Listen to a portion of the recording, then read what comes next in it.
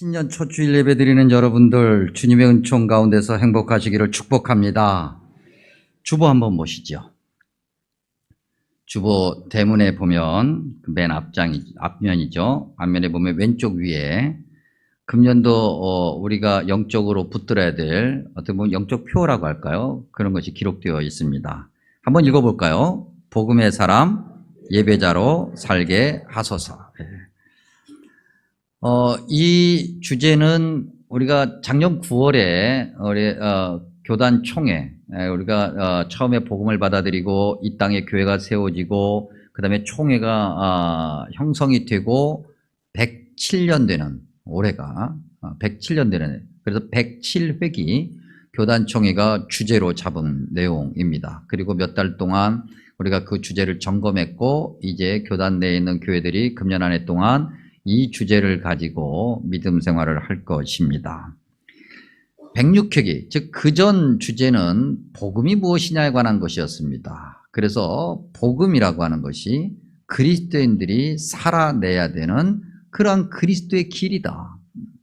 그렇게 복음을 소유한 이들이 어떤 믿음의 정체성을 가지고 살아가야 되는가라고 하는 것을 한 걸음 더 나아가 구체적으로 설명하는 것이 이제 예배자에 관한 모습입니다. 총회는 이 주제를 선택하고 난 다음에 이제 그 총회 주제 해설집이라는 것을 발간했습니다.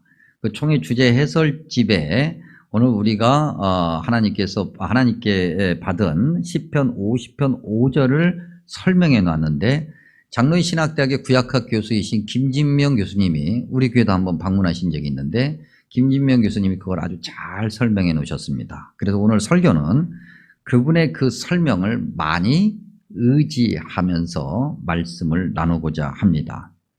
자, 5절에 우리가 한번 보면 크게 세 개의 단어를 우리가 얻을 수 있습니다. 5절 한번 볼까요? 나의 성도들을 할 때 성도라는 단어가 있고요. 그 다음에 그들은 제사, 우리가 가지고 있는 성경의 제사라고 하는 이 단어는 예배라는 단어의 오래된 표현입니다. 그 오래된 표현을 좀 바꾸면 좋겠는데 왜 안 바꾼지는 모르겠는데 그냥 제사라고 성경에 기록되어 있는데, 우리가 얘기하는 뭐는 제삿날 되어서 제사 오는 그런 제사가 아니고 예배를 이야기합니다. 근데 그 예배라는 단어가 있고요. 그 다음에 언약이라는 단어가 있습니다. 그래서 성도, 제사 또는 예배, 언약, 이 세 개의 단어를 중심으로 오늘 말씀을 나누고자 하는데, 우리는 좀 순서를 바꿔서 언약부터 살펴보겠습니다. 언약이라는 단어의 글자 그대로의 뜻은요, 쪼개다, 가르다, 자르다, 이런 의미입니다. 이건 사실 성경이 처음에 사람에게 어떻게 보면 주어진 그런 어떤 시대적 그 지역의 문화와 관습을 담고 있습니다. 우리가 여기서 잠깐 살펴볼 것이, 이런 말씀이 나올 때마다 우리가 거듭 수십 번 여러분들에게 계속 말씀드린 적이 있는데, 성경 안에 담겨 있는 그런 어떤 인간의 문화와 언어, 관습, 이런 것들 말입니다. 이런 것들 때문에 간혹 성경을 오해하는 분들이 있습니다. 자, 설명하면 이렇습니다. 창조주 하나님의 엄청나게 거대함을 하나님께서 너무나도 우리를 사랑해 주셔서 사람에게 전해 주시고 그것을 우리가 받아서 구원받은 백성으로 살아가는데, 그 엄청난 창조주 하나님의 말씀을 담을 그릇이 없는 거예요, 사람에게. 하나님께서 긍휼히 여기셔서 그래, 그러면 너희들에게 익숙한 문화, 관습, 언어, 그런 것들을 사용해서 담아라 라고 허락해 주시죠. 그래서 그 엄청난 창조주 하나님의 말씀을 인간의 보잘것없는 상황에 따라서 이렇게 저렇게 바뀌기도 하고 변질하는, 왜곡하는, 그런 또 왜곡되는 그런 그릇에 담는 거예요. 그러다 보니 하나님 말씀이 때때로는 이상한데 왜? 이런 부분들이 없지 않아 있지만, 그건 하나님 말씀이 불완전해서가 아니라 그 하나님의 말씀을 담는 사람의 그릇이 작기 때문이죠. 그걸 우리가 기억해야 됩니다. 그래서 다시 성경이 처음에 사람에게 주어졌을 때 그때 당시 그 시대의 문화로 들어가 보면, 그리고 그 자리에서 이 언약을 이해해 보면, 이때 언약은 소위 갑과 을이 만나서 짐승을 하나 놓고 쪼개고 난 다음에, 즉 짐승을 도축해서 자르고 난 다음에 표시로 삼아 둘 사이에 계약을 맺는 것에서 시작이 됩니다. 자, 이런 계약이 하나님과 사람 사이에 맺어지는데, 하나님과 사람 사이에 맺어지는 이 계약에 어떻게 보면 성경에 등장하는 시작, 그 다음에 좋은 예, 그것이 창세기 15장에는 아브라함과 하나님과의 계약입니다. 아브라함으로 대표되는 사람과 하나님이 계약을 맺으시는 거죠. 그런데 우리가 창세기 15장을 읽다 보면 15장 5절에 이렇게 말씀하십니다. 아브라함에게 하시는 말씀이죠. 그를 이끌고 밖으로 나가 이르되 하늘을 우러러 무별을 셀 수 있나 보라. 밤하늘의 별을 우리가 셀 수 없을 정도로 하나님께서 아브라함에게 약속해 주시는 거죠. 내 자손이 이렇게 많을 거야. 당시에, 오늘도 좀 전혀 그런 부분이 없는 건 아니지만은 이 고대 사회에서 특별히 불과 몇십 년 전만 해도 자손이 많다라고 하는 것은 뭘 얘기하냐면 우리가 좋아하는 복이 많다라는 얘기예요. 성공, 출세, 번영, 이런 거 말입니다. 하나님께서 그것을 약속해 주셨다고 하는 거죠. 그게 성경에서 얘기하는 언약, 계약입니다. 근데 여러분, 우리가 여기서 발견해야 될 것이 있습니다. 주목해야 될 것이 있습니다. 눈여겨봐야 될 것이 있습니다. 그게 무엇입니까?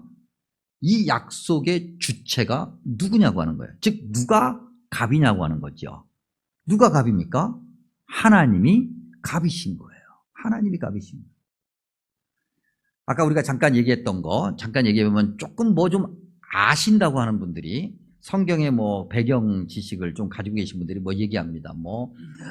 당시 고대 사회 메소포타미아 문명에 의하면 수메르 문명에 의하면 그렇게 이야기하면서 하는데, 그런 걸 뭐라고 그러냐면 하나는 아는데 10개는 모른다, 그렇게 얘기하는 겁니다.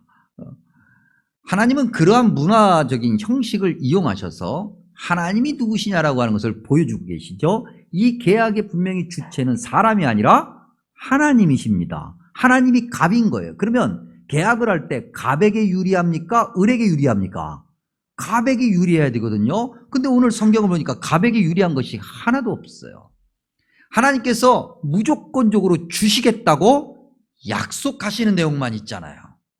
물론 우리가 성경을 읽다 보면 네가 뭐뭐 하면 내가 뭐뭐 하리라고 하는 그러한 문장들이 다수 등장을 하지만, 그 문장들은 오늘 이 창세기 15장에는 하나님의 약속을 전제하는 거예요.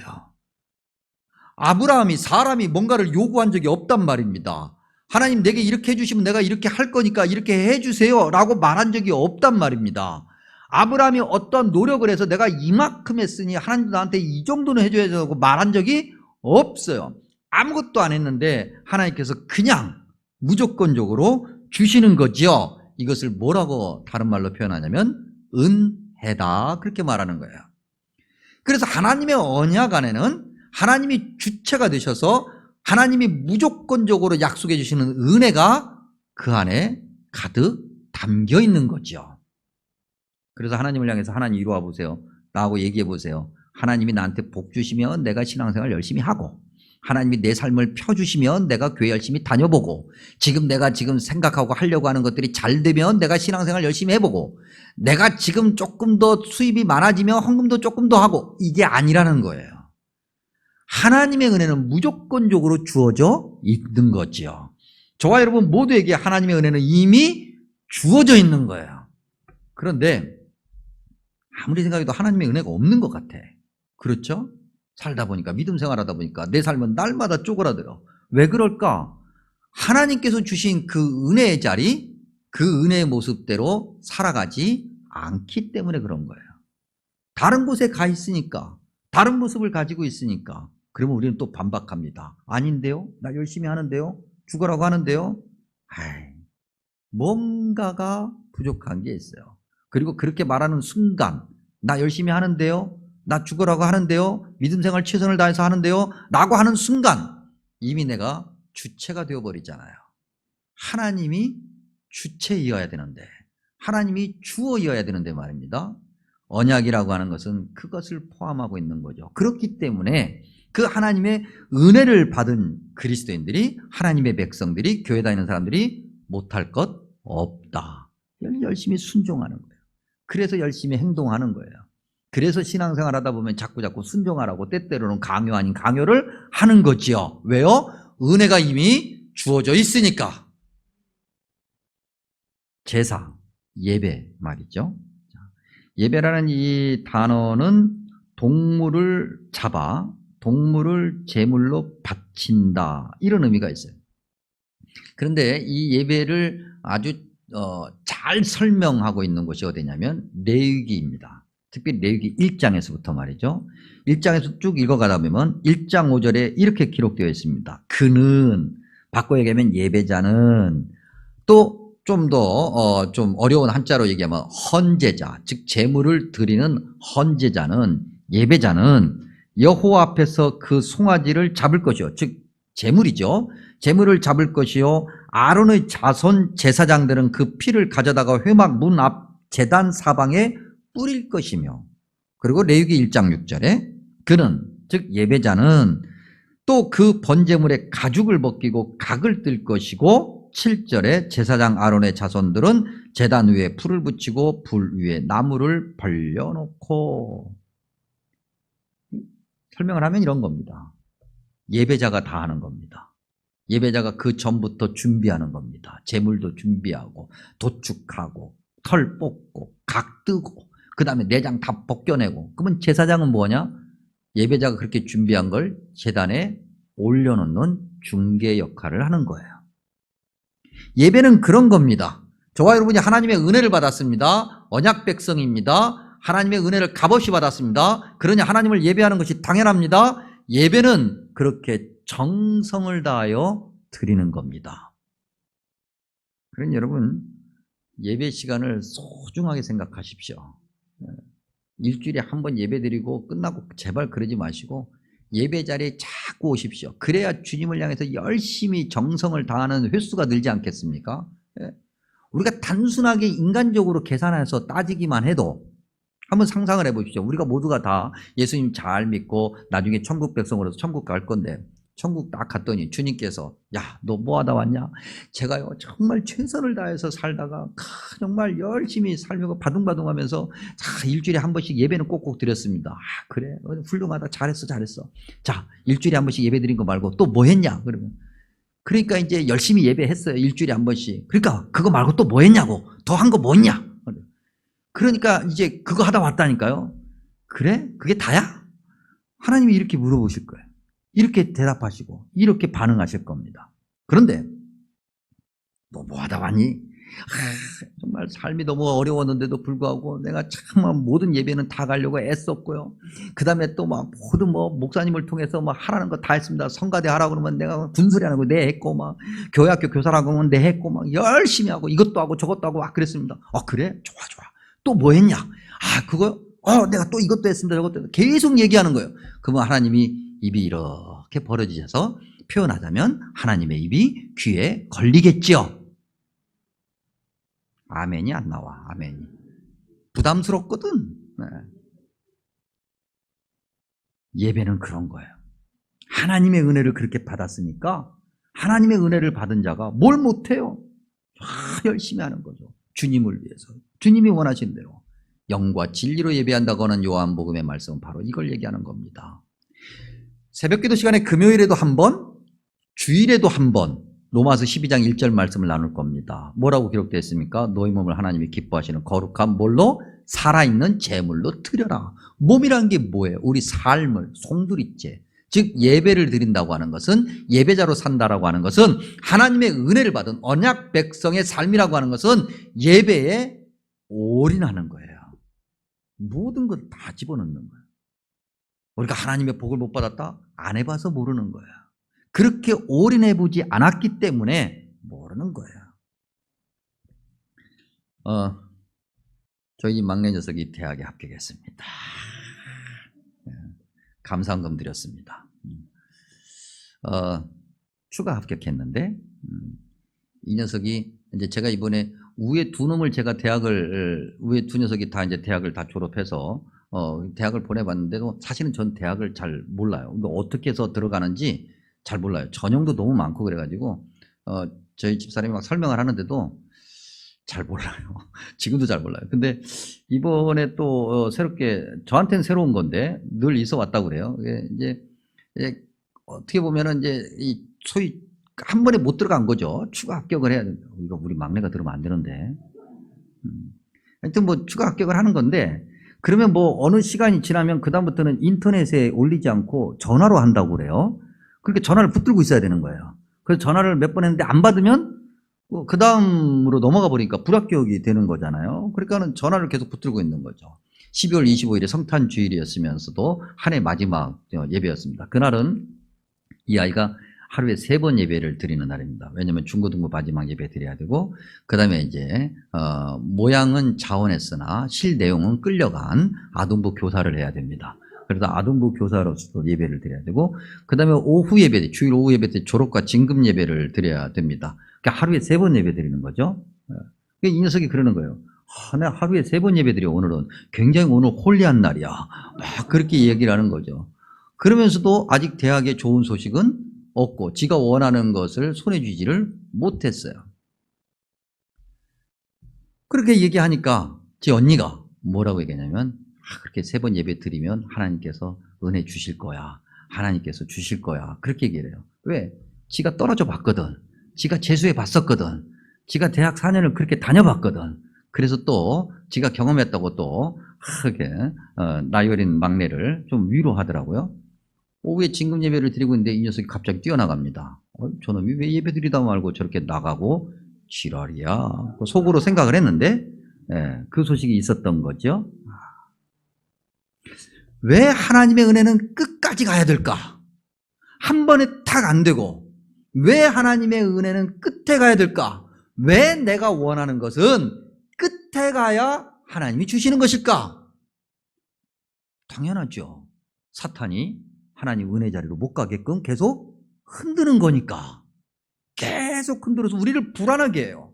우리를 불안하게 해서 결국 예배 자리에서 벗어나게 해버려요. 주님께 올인하지 못하게 하는 거예요. 누가? 사탄이. 그러니까 믿음의 사람은 언제까지요? 끝까지 예배에 올인하며 살아야 주님이 주시는 은혜를 맛보게 되는 거죠. 이 예배 중에 중요한 예배가 있는데 그 예배가 뭐냐면 화목제라고 하는 것입니다. 화목제는 제물로 드려진 고기를 공동체 구성원들이 함께 나누어 먹는 식탁 공동체예요. 예수님께서 오셔서 그것을 보여주셨고 초대교회가 날마다 이것을 행했습니다. 그리고 이것이 한 번에 딱 요약되어 있는 것이 성찬식인 거예요. 자, 이 예배, 그 다음에 식탁 공동체, 오늘 우리 교회, 대부분의 한국 교회가 지금 행하고 있는데, 뭐 예를 들면 2부 예배 끝나고 이제 올라가서 밥 먹는 거예요. 여러분, 그 식탁 공동체 안에 어떤 차별이 있습니까? 없습니다. 물론 한 번 퍼먹는 사람, 2번 퍼먹는 사람, 이런 차별은 좀 있지만, 그건 차별이라고 얘기하기가 어려우니까. 아니, 경제적으로 우리 교우들 가운데도 조금 여유 있는 분이 있고 경제적으로 조금 여유 없는 분들이 있습니다. 그래도 4층 식당에서 밥 먹을 때는 다 똑같은 밥에 똑같은 반찬에 똑같은 음식을 먹습니다. 이것이 주님께서 우리에게 주시는 예배의 모습인 겁니다. 즉 예배는 섬김이고 나눔이고 베품이고 배려고 사랑이고 기쁨이고 감사한 거지요.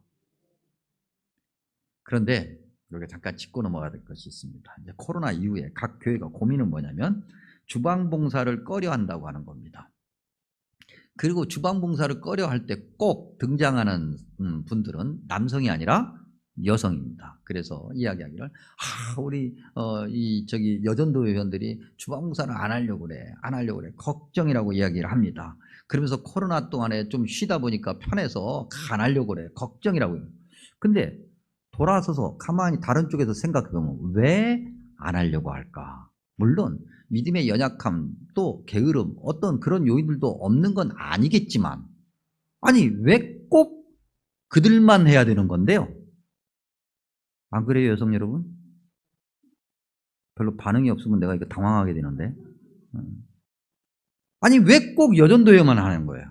왜? 남성교회 하면 안 돼요? 해도 되죠? 그 다음에 교회를 아무도 안 오겠지. 밥 먹고 가는 사람 아무도 없겠지. 예. 큰일 날 수 있겠지. 제가 한다면 큰일 날 것 같아. 아니에요? 예. 권사님 자꾸 그렇게 강요하시면 내가 곤란해지는데. 예. 우리가 여전도 회원들이 그렇게 열심히 주방에서 섬기고 봉사하면은 우리 남성들도 할 수 있잖아요. 청소도 하고 음식 쓰레기도 좀 버리고 그 하고 난 다음에 하수구도 좀 긁어내고 그다음에 이렇게 수고하신다고 격려도 하고 커피도 타드리고 아니면 지갑도 좀 열고 할 수 있는 것이 있잖아요. 뭔가를 우리가 하려고 하면은 우리 여전도 회원들이 그러지 않겠어요? 그렇게 하나니 차라리 내가 할 테니까 가만히 계시라고. 못마땅한 거지. 마음에 안 드는 거지. 그래도 뭔가 거기에 나도 함께 하겠다라고 하는 그런 감사, 열심, 섬김, 배려, 나눔, 이해, 격려, 위로, 이것이 예배인 거죠.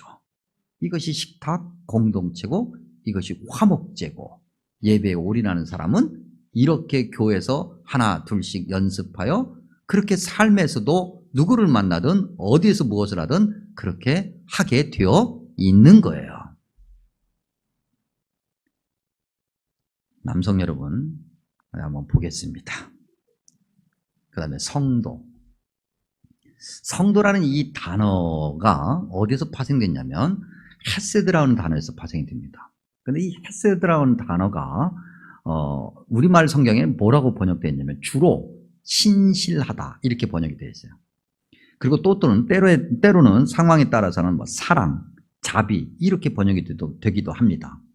근데 이 단어의 주어가 주로 이 단어에 등장하는 주어가 누구냐면 하나님이에요. 하나님께서 신실하시다는 거예요. 하나님께서 사랑하신다는 거예요. 하나님께서 자비를 베푸신다는 거예요. 누구에게? 사람에게. 그런데 이 단어를 사람에게 쓰고 있어요. 오늘 시편 50편이. 물론 신약 성경에서도 성도란 단어가 있습니다. 그 단어와 이 단어는 좀 다르지만 결국 끝에 가서 만나게 되어 있어요. 근데 그 단어는 잠깐 내려놓고 오늘 이 시편 50편에 있는 단어만 따져보고 본다면 그렇게 하나님께서 우리에게 변함없이 사랑을 주시는 것처럼 사람인 우리도 하나님께 변함없이 사랑을 고백하고 표현해야 된다고 하는 거예요. 그게 성도예요. 그게 하나님의 은혜를 알고 은혜를 받은 언약 백성들의 모습이어야 되고 예배에 올인하는 예배자의 모습이어야 된다고 하는 거죠. 그게 성도인 거예요. 상황에 따라서 일이 바뀌고 저리 바뀌고 형편에 따라서 일이 바뀌고 저리 바뀌고 내 마음의 기분에 따라서 이렇게 됐다가 저렇게 됐다가 그 다음에 또 찾으면 또 없고 어느 날 보면 또 있고 그러한 어떻게 보면은 그냥 이리 뛰고 저리 뛰는 그러한 믿음 말고 2021년도에 우리말로 새롭게 번역이 되는 번역 작업이 있는 새한글 성경이라는 것이 출판되었습니다. 아직 완성은 아니에요. 신약 성경하고 시편만 출판이 됐는데 시편 116편에 이 말씀이 등장하는데 그걸 새한글 성경이 뭐라고 번역을 했냐면 너무 멋있는 번역이거든요. 한결같이 이렇게 번역을 했어요. 한결같아야 돼요. 한결같다는 게 뭐예요, 여러분? 변함이 없다는 거잖아요. 늘 예배의 자리, 늘 섬김의 자리, 늘 헌신의 자리, 늘 순종의 자리, 주님이 원하시는 그 자리에 그야말로 비가 오나 눈이 오나 뭐라고요? 바람이 부나 늘 그것이 성도예요. 그것이 하나님의 은혜를 아는 자의 모습이에요. 그것이 예배자의 모습이에요. 그러니 여러분 금년 안에는 좀 예배자로서 좀 바르게 살아갈 수 있기 바랍니다. 여기저기 막 우리의 형편 내세우고 우리의 조건 내세우고 핑계 내세우고 그러지 말고 말이죠. 영적인 권위는 여기서 시작이 되는 겁니다. 이렇게 살아갈 때 우리가 영적인 권위를 갖게 되는 거예요. 그리고 세상이 우리의 영적인 권위를 두려워하게 되고 존경하게 되고 교회가 세상에서 인정받게 되는 거죠. 우리 믿음의 선배들은 그렇게 살았어요. 그래서 믿는 사람이 전 인구의 몇 퍼센트 안 됐지만 교회가 영향력 있는 영적 권위를 가지고 그렇게 세상을 향해서 외쳤다고 하는 거죠. 예배, 곧 순종입니다. 행동이지요.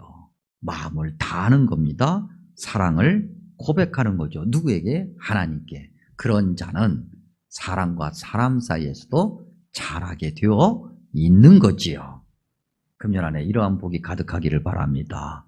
이러한 모습으로 살아가길 바랍니다. 그것이 복음을 소유한 자, 복음을 아는 자, 예배자, 그리스도인, 교회 다니는 사람의 올바른 모습이라고 하는 것을 성경을 통해서 주님께서 말씀하고 계십니다. 오늘 시편 50편 5절 말씀을 다시 한번 읽으면서 말씀을 마칩니다. 이르시되 나의 성도들을 내 앞에 모으라. 그들은 제사로 나와 언약한 이들이니라 하시도다. 아멘. 기도합니다. 자비롭고 은혜로우신 아버지 하나님, 참으로 감사합니다. 새해 첫날 첫 주 주님을 예배합니다. 주님, 이 자리에서 주님을 예배하는 모든 이들이 하나님의 큰 복 받게 하여 주시옵소서. 좋으신 아버지 하나님, 살아가는 인생이 복되게 해 주옵소서. 행복하게 해 주옵소서. 세상이 줄 수 없는 기쁨을 누리게 하여 주시옵소서. 예배자로 잘 살아가게 해 주옵소서. 예배 자리에 순종하게 해 주옵소서. 찾아오게 해 주옵소서. 말씀 붙들고 기도하게 하여 주시옵소서. 예수님의 이름으로 축복하며 기도하옵나이다. 아멘.